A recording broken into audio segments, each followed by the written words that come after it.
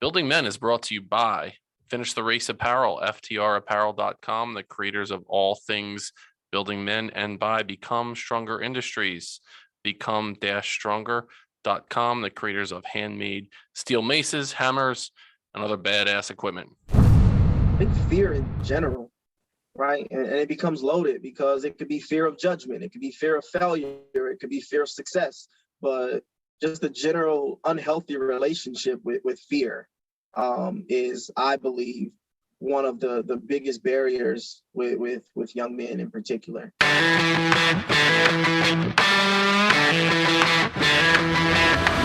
You're listening to the Building Men podcast with Dennis and Anthony Miralda, brothers on a mission to help you become the strongest version of yourself, mentally, spiritually, emotionally, and physically. All right, welcome to the Building Men podcast. What's up, brother? Hey, bro. It's been a while. It's been a minute since we've been in studio. Good to see you again. I know, it feels good. I gotta adjust the cameras here, but I feel good. This feels, I forgot my headphones. I was late. I almost ran out of gas on the way here. So typical Just Tuesday. me being me. Just I want to make sure you on a Tuesday. That's right. I don't want to confuse you with me being on time and prepared for anything, showing up disheveled. Yeah. So let me ask you this question then. Based on your response right there, you unprepared, all this shit.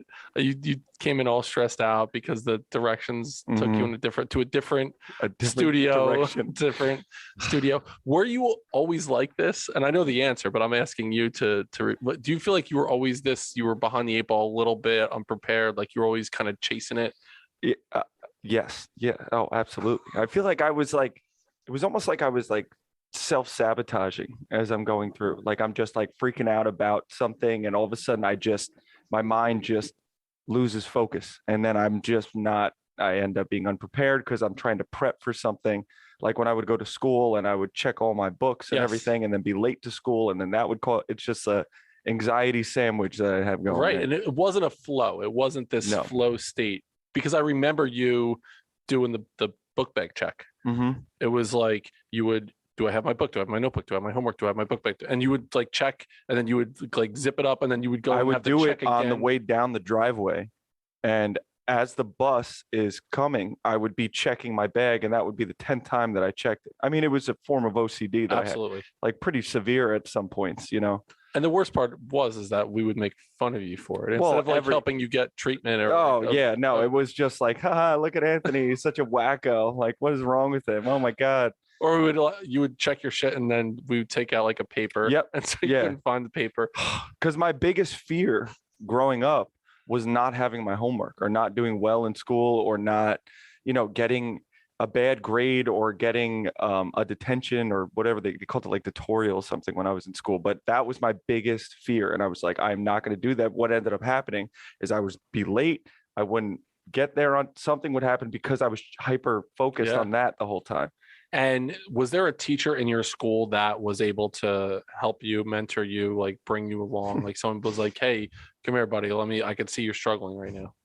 No, there was no teacher like that. I was panicked. Literally, the moment that I stepped into school to the moment that I left from whatever sport, I was high anxiety. I want to say every second of that day, I was worried and anxious about something. I was in parasympathetic all the time. Or sympathetic, sorry. So you could have used some kind of a spiritual meditative guide at that point in your life as well. Because I thought about this today, that one of the other interviews was around spirituality and meditation. Meditation was something that there's no way that as a young man I would ever think about meditating ever. I would want to beat up someone that meditated, right? Right. Well, they had a label on them, right? Like a person who meditated, they seemed like they were this like, hippie who sat Indian style in the woods or something like that. This person who was way out there that you don't want to affiliate yourself with. But in reality, if you look at it, it's just being present to your emotions, to how you're feeling in that time. And it's like, nobody told a kid how to deal. I didn't know how to deal with that. I just thought it was all of the external forces around me that were causing me to feel that without checking in with myself. So imagine if you had an educator, a movement coach who did yoga, who did meditation, all in one spot. Let's bring on Tim Lewis to the Building Men podcast. What's up, my man? What's going on, gentlemen? How's it going? It's going well. So that was the longest intro. I wanted to like weave into a whole thing. Like, why do we need someone like you in our life? Well, there's a reason sitting right next to me right here. That's why we need you in our life right now. So you're an educator, you're a movement coach, you practice yoga and meditation, and you also help young men in the space of adolescence from middle into high school. Yeah, absolutely. So my story really begins from really, really humble beginnings. I was born and raised in Flint, Michigan. And, even that alone is really kind of loaded. And I didn't realize what that meant until I started to kind of travel out and go out into the world. I would often see or experience the reactions that people had when I would just simply say, oh, yeah, I'm from Flint. And they're like, whoa. Or, they would automatically kind of like, get all discomforted. And so for me, I never knew what that meant. Like, my experience was I had always been surrounded by some of the most amazing and humble, hardworking people that really set a strong example for me. And so I appreciate that long introduction too, because I have 3 older brothers. So that banter is an important piece of, how we come to be and what we grow up to be. So yeah, definitely. Your experience then in Flint. So talk to us about it was humble beginnings you had mentioned. What was a lesson that you learned in your experience in school growing up in Michigan? You took that lesson and you're using it right now working with young men. Oh, definitely. One of the most important lessons that I learned as a youngster growing up in Flint is the importance to keep your word. Like when you say you're going to do something, that was everything, right? To say that you were going to join a particular sports team, to say that you were going to meet somebody after school, whatever it was, from the very simple things all the way to, sort of the more major things. That saying of how you do the small things is how you do the big things. And that's huge. I learned that, to be true. And so showing up when you say you're going to show up is one of the lessons that I learned very early on. And I still have to sort of come back to that and remind myself of the importance of that, and being able to not only embody it for myself, but also to help young people to realize the importance of that. So when you learned that lesson, was it a teacher? Was it a coach? Was it a father figure? Was it your father? Like, how did you learn that? Was it someone told it to you, or did you learn it by seeing interactions between men keeping their word? I learned it mostly by example, right? So one of the first experiences that really come to my mind is my early years as an athlete. I ran track and I was also on the swim team. And in both cases, the coach was also the person who was literally running beside me or swimming, behind me, making sure that I go faster. I grew up as in Flint, we have a number of youth groups, right? And so I grew up in a youth group that was really, really instrumental to me. And the advisors of this youth group were professionals who would, work all day. And then in the evenings, they commit their time to coming to see us, make sure that our grades were on point, make sure that, we were showing up and doing community service and things like that. So despite the fact that, they had their own things going on and life was happening all around them, they continued to show up always. And so they held us to the same regard.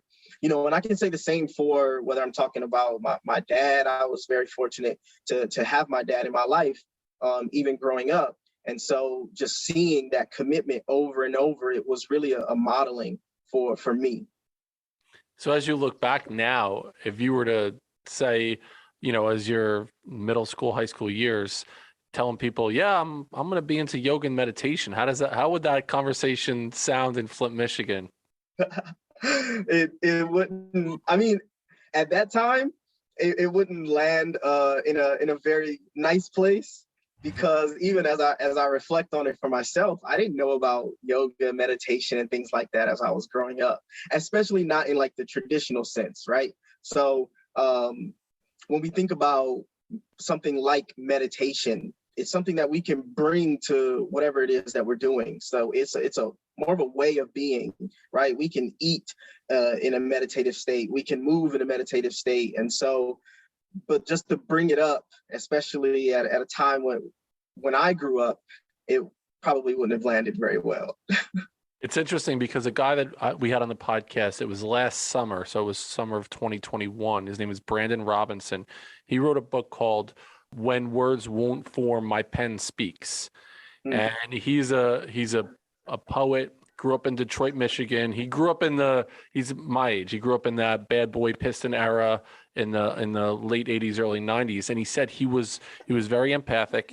He was very creative. And he wanted to draw. He wanted to be in the play. But he's like, I couldn't do that shit. He's like, if I walked down the street and told people that I had some poetry I was writing, he's like, I would get fucking beat. He's like, I wasn't able to experience that portion of myself. So I pushed it down for years and years and years. Do you feel like that was part of who you were? Like that was who you were at the time. You weren't able to express it, or did you have no idea that this was shit that you'd be interested in? You know, it's crazy because as you were sharing that resonates with me very much, because there were definitely things or ways of being that I've always been attracted to. But I kind of have a different experience where I went into those things, right? And so I recognize where a lot of my actions or things that I eventually went into, they were definitely like, you know, potentially frowned upon, but I did them anyway. And so those are, when I look back and continue to look at my evolution, I recognize those as like really powerful seeds that have been cultivated over time. And so I'll give you an example. In elementary school, you know, elementary school kids are usually exposed to music, and you go into the band room and, you know, they say, oh, what instrument do you want to play? And I didn't have anything that really called out to me, but the instrument that I picked, probably one of the most feminine instruments. I picked the clarinet. And when I picked the clarinet, it wasn't that I wanted to be the best clarinet player or anything like that, but I fell in love with it. And it cultivated a level of discipline because I practiced every single day, like without fail. I practiced the clarinet from like every single day when I would get out of school, I would just play. And so at going home, that didn't set well because, like I said, I got 3 older brothers. So they're like, yo, shut that noise up. What you doing? Like, dude, you're terrible. All these things. But, I kept moving with it, kept going. And I excelled at it, right? I played in youth symphony orchestra. I had, first chair in pretty much every band that I was in. And I don't say this out of conceit because, like I said, the discipline and the hard work was there. I also grew up being very much interested in the arts. I started dancing at one of the local dance studios. So here I am, this teenager, and I did the whole package, ballet, tap, jazz. And like to be able to show up in that space as you're like kind of coming into the teenage years and you got, little girls who are starting to dance at the age of 6 and 7 in your class and to stick with it and be in there. So I definitely resonate with that. Like there was an attraction to things that were perhaps against the status quo, but even unknowingly at that time, like just going into it really helped me a lot. Yeah, I don't remember a lot of clarinet solos in like Tupac, DMX, Dr. Dre. There wasn't a heavy clarinet influence in 90s and early 2000s rap, right? It just Flint, Michigan. Yeah. I can just imagine. I'm like, so now I'm putting myself in the shoes of your older brother. If you're coming home playing the clarinet, oh man, and I'm practicing and practicing. The amount, like, God, you would have tortured me. I could just see it. Right though. It would have been loving, of course, loving torture. I wouldn't have known that until right now after you told me it was love. But that's a form of expression that you were doing, Tim. Like if you think about it, that's how you found a way to express yourself without even realizing it, which is so cool in that. And not many people dive into that at a young age. Yeah. And the even what you were saying about what's his name, Brandon? Yeah, Brandon Robinson. So as Brandon was talking about putting pen to paper, that was another form of expression for me that really like just allowed for me to like just dump feelings, emotions, thoughts, no matter how insignificant, they may have been. And this was, again, back in the time where it wasn't called journaling, it was a diary. Like, it was that thing that girls had that, they would write at a pajama party and put the little lock on it and things like that. It was a diary. It wasn't journaling. No, absolutely. It had like a fuzzy cover to it, Yeah. and there was usually like a unicorn. There was a lock, like a heart-shaped little lock that goes over the top of it, and it like clicks on. So right next to your diary, you had your clarinet, and you were ready to go. And your ballet slippers. Yes. And are they still called? Are they called? What are they called? The shoes. Are they ballet slippers? What are they called? I don't want to put you on the spot here. I imagine they're just ballet shoes, but right. so the ballet fell off a little early, and what stuck with me though was tap dance. I kept tap dancing for many, many years, and so again, one of those powerful just outlets and expressions to be able to like express myself, meet people, travel, all the things. Who was the guy? Who was the tap dancing dude? Was it Gregory Hines? He's definitely one of them. That's the guy that I think about. So it was like an older black dude that was a fucking unbelievable tap dancer. My knowledge of tap dancing is not what it should be, self-admittedly. I haven't, besides Gregory Hines, he's the only one that I know that really got into tap. I don't know. I don't have any knowledge. None of it. So, yeah. So a little bit more knowledge. All good. So who were your mentors or role models? Not just, in the tap dance space, but you're growing up in Flint, you have this creative side, you have this movement side. Who were your role models? Who did you look up to? It didn't necessarily have to be them. It could have been fucking, Joe Dumars or Isaiah Thomas at the time, but who were the guys that you looked up to? One of my earliest mentors were the group of men that managed the youth group that I was a part of. So I was a part of a youth group called the Alpha Esquires, and it was sponsored by the Alpha Phi Alpha Fraternity Incorporated. And so there were the guys from the local chapter who would actually come and, like I said, they would literally check our grades. They would just have different programs for us. They would talk to us about mental health. They would talk to us about sexual responsibility. They would talk to us about just responsibility in general. And so those guys were really, really strong influences for me, because it really started to create kind of like a healthy hierarchy, right? So we had the mentors who were older gentlemen who were professionals, and then we had the younger guys who were undergraduates or grad students throughout the local community. And then we had the older members of the organization. And so it really started to kind of create this, like I said, a healthy hierarchy where we always had somebody to look up to, kind of literally and figuratively. Think about it. We had Michael DeSanti on, and he talks about we need 3 men in our lives. We need the mentor role, that sage advisor that will guide us along on our journey. We need the guys that are in the same track that we are, that are going through the trenches at the same time, that we could be like, bro, I'm having a really fucking tough time today. And then we need the younger man that we can mentor, that we can help pull up. So when you have that broad experience of the guy you're looking up to, the guy that you're going through it with, and the one that you're help pull up, as a man, that's a full experience, and you could have all those needs met. So all the credit to the Alpha Esquires, even talking about mental health in a time where that wasn't the norm. I mean, now we recognize the importance of taking care of our mental health, but back then it wasn't something that we thought about. Just as, thinking about growing up in that time, like it wasn't like thinking about yoga, thinking about meditation, that wasn't something that was on our minds that we would think about.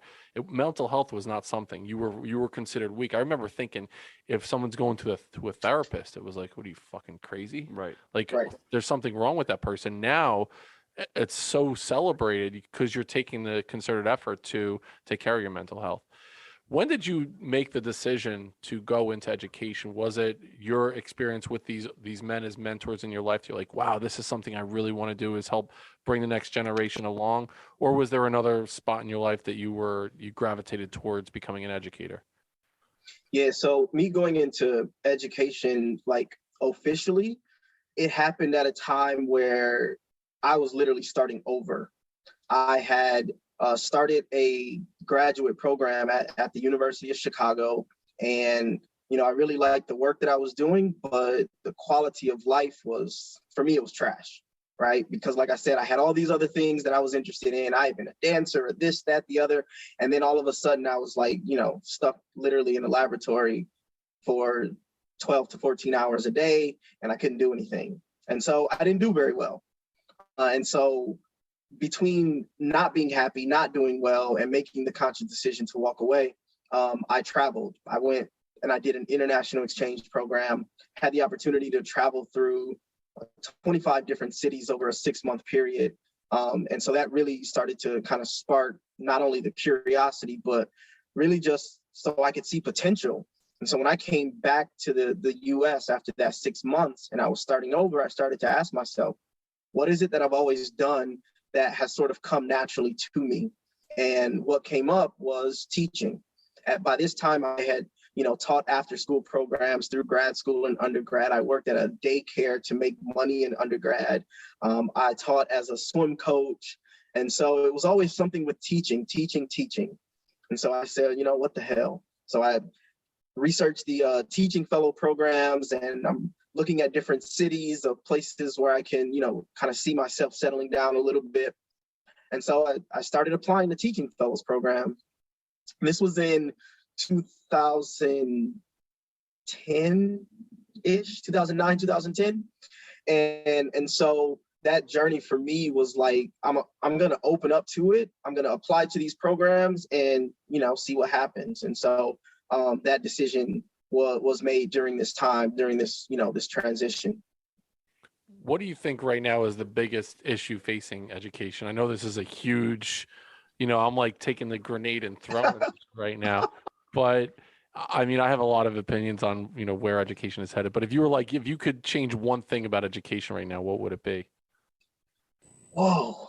Yeah, that's a big one. I would say an honest effort towards helping everybody to know themselves better and to embrace who they are. Because I think, and the reason I say that is because I think we personally are the filters of our experience, right? So I recognize where as a teacher, having 30 or at this point, 35 students who are sitting in a classroom, and to give them the same experience and expect that it's going to land the exact same way is really, it's a disservice, right? And so if young people can learn at a very early age who they truly are and how to embrace the parts of who they are, then it would, I think, change the experience of the school system completely. Absolutely. And clarinets for everyone. That's right. Everybody and a diary. Yeah. Definitely a diary. Yeah. It's so interesting. So journaling is something that I appreciate you saying the whole diary thing as well, because it is. I remember, this is a funny story, Building Men exclusive. When my sister Megan was born, Megan is 9 years younger than me. I was in 3rd grade, and we had to, in the month of December and January, we had to do a diary. It was part of my 3rd grade curriculum. We had to write in a diary, and I still remember writing it every night. And it was, typically a paragraph or something that I would write, and I would, it was in script. My penmanship was decent. It still isn't bad. I think I might win. You have immaculate penmanship. I might win a contest for my Jesus. penmanship. Yeah. Go on. So I remember writing it each night. It was December of 1985. I was writing in this diary every night, and what went on. It was like I was during basketball season. The corny things there. I think Mom still has it somewhere, but I still remember on January 5th, I wrote in my journal, or my diary, before I went to bed. And then I woke up and I wrote that Mom was going through labor. She had contractions. And I still remember I wrote, "Stop the presses." Megan Frances Meralda was born at 9:19 p.m. She was this much weight, like this and that. And I remember being really happy and going back and reading it. But then once that was done, I put that away. Thank fucking God I never have to do this again. Put it into some bin. And I didn't write in a journal again until I was 44 years old. but it was so powerful. I wish in school we had that opportunity. Like, let's talk about the importance of writing shit down, not just stream of conscious. Write down the bad shit, write down the good shit. Everything. Really think And about think it, read about it. How much you change throughout high school and your thought processes, right? And what you think matters when you're a freshman versus when you're a senior, and the struggles that you go through, and being able to look back and be like, wow, that's where I was at in my life at that point. It's interesting because in Building Men, my last years as a principal, kids that went through the Building Men program, as 8th graders, I had them sit for one of our meetings together, and they wrote themselves a letter. And then I gave them a stamp they had to address to themselves, and then I would mail it to them their senior year in high school. And they bitched about it the whole time. I'm like, what are you thinking about right now? What's important to you? What's on your mind? And some of them really took it to heart. And then I would mail it to them for their senior year in high school 4 years later. And I still remember I would get so many thank you emails, and people would call up. Like, I remember hating having done this, but going back and reading this letter to myself, some of it was funny shit, like who they liked and, you know, that kind of stuff, or what was really important to them. But other things were like, wow, I'm so happy that I did this. And I was like, I wish I would have doubled down on that. Like, let's really talk about journaling and the importance of it right now. So thank you for sharing that journaling experience, because it is something. If you're listening, if you're a young man listening to this, start writing your shit down. Write those stories down right now. You will thank yourself. Your future self will thank you for doing that right now. It doesn't need to be anything scripted. It could just be a brain dump, you know, like you were saying. It could just be you, whatever you're thinking in that moment. Get it out on paper. Get it out of your head, and then get it onto paper, because it's a lot more real and it's a lot more tangible that you can look back at. Building men of character, integrity, strength, compassion, and empathy through transformational mentoring, coaching, and motivational speaking is our mission here at Building Men. To work with me as a one-on-one life coach, you can find information in the show notes, or you can visit our website at buildingmen.io, where you can book a free 30-minute discovery call to help you become the strongest version of yourself mentally, spiritually, emotionally, and physically. Now, back to the show. What'd you say? Forgetting the combination to the diary, the lock on the diary with the unicorn on it. Yeah. You know what though? Even thinking about what it means, like, I mean, to be a man, for example, like, journaling and writing is a really powerful way to get, you know, to some of those emotions. And it was even in my first year of teaching, I started doing a protocol, and it's modeled after The Artist Way. Have you heard of that book? I haven't. So The Artist Way is by Julia Cameron. And so she proposes that every single person, regardless of who you are, what you do, has an inner artist. And that inner artist is often blocked, right? It's often blocked by the conditioning of this is the way that this particular outcome should be, or various things. And so one of the first things that she proposes is something called morning pages, which literally is a brain dump. First thing in the morning, wake up and put pen to paper, write 3 pages. So my first year teaching, I didn't grow up, again, sort of with this mindset of I'm going to be a teacher and it's going to be amazing. This is what my classroom is going to look like. My experience was more like, here are your keys. This is your room number. Good luck. And so I had a lot of like personal anxieties around, like, I knew my science, right? I could show up and I could give information, but again, I don't know where that stuff landed. I don't know who was actually receiving anything. And so I had a lot of anxieties around, like, am I actually teaching? Like, what am I doing? And so when I started to do morning pages, I would get up in the morning and I would start writing, you know, I'm so tired. I don't know what I'm going to write 3 pages about. And over time, what happened is that those thoughts and anxieties I had about the day, they would actually come out on paper. So by the time I showed up to school, my shit was gone. It was clear. I had already put everything out there so that whatever happened, I wasn't attached to it. It was like, oh, I already wrote about, you know, not getting through the lesson today. So oops, there's another one. And so it really, really transformed even my own personal experience, you know, into adulthood, professional adulthood. What do you think is the biggest thing that is getting in the way of young men in society right now? So the kids that are in your program that you work with on a regular basis, that you teach, that you mentor, that you coach, what's something that's really getting in their way right now? I think fear in general, right? And it becomes loaded because it could be fear of judgment, it could be fear of failure, it could be fear of success, but just the general unhealthy relationship with fear is, I believe, one of the biggest barriers with young men in particular. So in your school right now, where you're and talk well, no, I want to rewind a little bit. So you decided to become an educator. Talk to us your experience in the public school system and then transition into what you're doing right now, because I think it's a really cool journey, and especially your work trying to help the next generation along. So walk us through that path. Yeah, so I started teaching in the South Bronx. I taught at a middle school. I taught 8th grade science. And like I said, when I walked into, first of all, when I walked into New York City, I went from Flint to DC to Chicago, and then, moved to New York. So my knowledge of what it even meant to be in New York City was minimal. You asked me how many boroughs, of course, there was only one. It was all just New York City, right? And it didn't necessarily have a separate name. So when I started teaching in the South Bronx, that was uncharted territory for sure.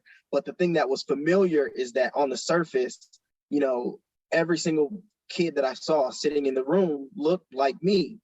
And so that was comforting, right? I could relate to the neighborhood. I could relate to, on surface, sort of the shared experience that we had. But, when I started teaching, I learned so much about myself. I learned so much about who I was as a person. And so that first year of teaching, I had to completely transform kind of who I was, how I delivered information. And so I taught for 5 years in the South Bronx, middle and high school. And then I transitioned in the last 6-7 years of my teaching to a pretty large high school in Midtown Manhattan. And so I've had the experience to really teach, every single demographic that could potentially exist within this large, massive system. And so throughout my teaching, I had the opportunity to begin some mentoring groups. Particularly in the South Bronx, I found myself gravitating towards who would be considered the more challenging young men in the school. I always found myself on a prep. I couldn't do any academic work because I would go to someone else's classroom and take out those 5 or 6 boys who just needed, a little TLC. And so what that looked like was really, dependent on who the kid was. But I found a lot of satisfaction in, and also recognize where when I consider myself as a success as an educator, it might have been, that kid who was motivated to come to class. It wasn't necessarily because he got all A's or because he was learning some amazing science. It was more like, oh, he came to class for a week straight, cool. Or, this person who at the beginning of the year had no goals of going to high school and beyond now could see himself, going to high school and at least pursuing something beyond what was right in front of his face. And so over time, I recognize at the same time when it comes to kind of my own personal values and starting to dive into them a little bit deeper, I noticed where, there were all of these sort of personal infractions where I was always faced with sort of this, dilemma of facing my values, facing my personal values alongside the practice of teaching. So, for example, using grades. I've always had kind of this reservation about using grades as a means of measuring and monitoring progress. We have very loose sort of conversations around that, or at least I know I did as an educator, where I would say like, oh, grades aren't important, but then that's a confusing ass message because for your teacher to say grades aren't important, but then, the expectations of parents and then like society says you get a good grade, you go to college and, all this guarantees. And so I was always conflicted with that. And believe it or not, the last 2 years of teaching through the pandemic really helped me to kind of see more possibility, because there was a point where grades were completely stripped away. And so instead of freaking out, I kind of sat back and I'm like, all right, well, now the gate is wide open and I can be creative. I can offer, learning experiences that, perhaps mean a little bit more. That's not just tied to this symbol that this kid is gonna take and, potentially destroy them. So I saw these opportunities to be a bit more creative. And then at the same time, I recognized where, for me personally, the sort of traditional teaching role of being in a classroom and only doing it that way, that was really starting to strike a nerve with me personally in terms of even my value. And so having an opportunity to make the conscious decision, the empowered decision to resign at the time that I did, really served me well, because, on the other side of it, it meant that I have the opportunity to explore new things creatively, including ways to educate, different platforms to use for education, and especially as we enter sort of this time where young adults are really struggling as well, right? They're kind of on this cusp of a world that they used to know and that they kind of plan for, and then stepping into a reality that looks very, very different amongst a bunch of adults who, we've never experienced, kind of what the shift that we just experienced. And so it requires the creativity, it requires a bit more of an open mind. And so my approach now is really through how can we use education truly as a tool of empowerment and to kind of take off some of the barriers, because again, like I recognize for myself, the gate, it was, loosely locked or loosely closed, but it wasn't locked. And so seeing that opportunity to kind of be more creative, it opened something up inside of me as well. I appreciate that. And think about this too. You were pretty much running a Building Men program, loosely just pulling the kids out of class, like creating this community feel. And it's interesting, Building Men, like it started in Bordentown, New Jersey in 2005, but there were times, I brought it to a couple different schools, and my initial group was the kids that were getting kicked out of the class. They were the ones that were getting suspended. As I was meeting with the parents, and they're like, well, what can you do for my son? Well, funny you should mention that. He should join Building Men, because this is an opportunity for him to learn in a community environment, the real shit that we should be learning about. And it's this community feel. And, I'm leading and that's how I got a lot of so typically the Building Men group, it started with the kids that were the ones that were getting tossed out of class and no one the teachers didn't want to deal with. So I appreciate you having that opportunity for kids to have a safe space and someone as a mentor to go to. And then secondarily, the lessons that you said when grades were taken out of it, when you got an opportunity to be creative and do your own thing, that's fascinating. And I'm wondering if, so say budget was not an issue, you didn't have to worry about, oh, I don't have this money through our budget to be able to purchase X, Y, and Z. What is a course that you could create that would help young men? You could teach this course to a group of sophomores or juniors or something, and they go through this course and it will be a game changer in their life. What course would you create? I probably have a little bit of a bias here because of of my science background, but I see biology as that course. Like, we are all that, you know what I'm saying? So to be able to truly learn, like for example, one of my deep missions in this last year that I was in the classroom, and I expressed this out loud. So I do have some work to do towards this, is I wanted to make sure that my students walked away with essentially what they could call a personal user's manual. Because when it comes to ourselves, our biology, like there's so much to it, but it's so loosely understood, even at a very basic level.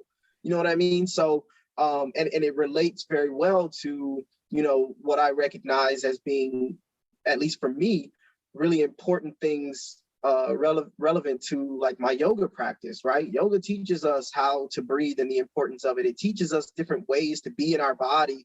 And so I think for me, it would be some iteration of all of those things together, perhaps a course like Know Thyself or something like that. I would have bet money you were going tap dancing. I would have. So, brother, any final questions before we give? Yeah. So, one thing we like to ask all of our guests, and thank you for saying that, because it's so important, and I think it relates back to introspection too. Just getting back to knowing yourself, knowing who you are, and the biology is a way to start. Use what you learn in the classroom, but also apply it to everything else in life as well.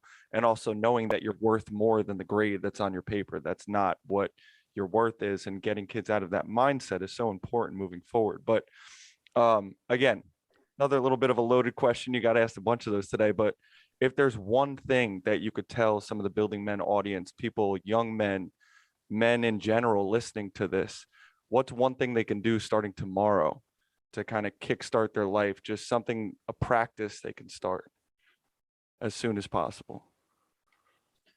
I think one of the sort of lowest hanging fruits in a way, a practice that could definitely be started today, is to sit down and take inventory of what you love about yourself. So take a moment and literally just make a list. If it's the clothes that you have, if that's a starting place, then start there, but at least starting to shift the mindset to what you have versus what you don't have or what you lack. I think that's one important thing to just start, starting to list what you love about yourself. We'll need another 45 in a deep way. I love the way that I have a selfless way of connecting people to do good in the world. Like, I feel this level of commitment and responsibility to bringing people together, that their connection will provide goodness to the world. And I don't do it in a sense of I'm expecting anything in return from it. I believe that it's an innate quality about me, and I do love that about myself. How about you? Bridge builder. I love that. Bridge builder. I would say that I love that I am an empath at heart, that I can make people feel heard and feel listened to, and give them that space to feel comfortable around me, right? And it's funny because both of our things that we said are based on others, right? Right. And it really, if you think about but I also think that relates to, mankind in general, is like we are meant to serve and be a part of a community and help other people at heart. So just hearing that, I don't know if we did it wrong or not, but I also I have a good knowledge of 90s rap. I feel like I could bring some good stuff to the table there. All I need is that strong clarinet in the background. That's it. To bring it. How about you, Tim? What do you love about you? What do you love about you, Tim? I love that I'm a naturally curious person. I'm a seeker, and so when I approach and I see things as opportunities to learn and grow. And so as long as I remain curious, even some of the most sort of difficult or challenging moments, for me, I can sort of twist it up to, ask questions. That's a superpower, man. Absolutely. Really. Truly. All right, Tim, where can the Building Men audience find you? How can we get in touch with you? So I am most active on Instagram at the moment, TimLu1110. And on my Instagram, I do have a landing page which has a link tree to some of the offerings that I have in terms of meditation and journaling, some yoga classes that I'll have coming out soon. You can find us at building.men on Instagram. Buildingmen.io is our website. Buildingmencoach@gmail.com is our little footsies under the table there. Yeah. Nice work. You're really stretching it out, brother. So from the empath, the seeker, and the bridge builder, go a step further than you thought you can go. We'll see you next time on Building Men.